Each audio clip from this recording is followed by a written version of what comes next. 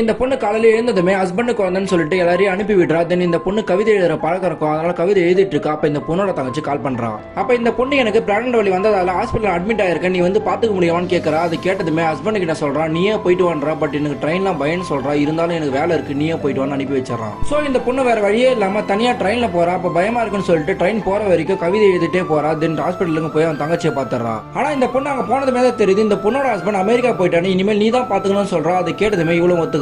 அப்ப வரும்போது எப்படி வந்தான்னு கேட்கறா. லோக்கல் ட்ரெயின்ல வந்தான்னு சொல்றா. அதை கேட்டதுமே நீ போகும்போது மெட்ரோ ட்ரெயின்ல போ, அது உனக்கு பயமா இருக்காதுன்னு சொல்லி அனுப்பி வைக்கிறா. சோ இந்த பொண்ணு ஃபர்ஸ்ட் டைம்ல மெட்ரோல போக டிக்கெட்லாம் எடுத்துட்டு அங்க போய் நிக்கிறா. அப்பதான் இவளுக்கு இதுக்கு முன்னாடி ட்ரெயின்ல நடந்த விஷயத்தெல்லாம் நினைச்சு பாக்குறா.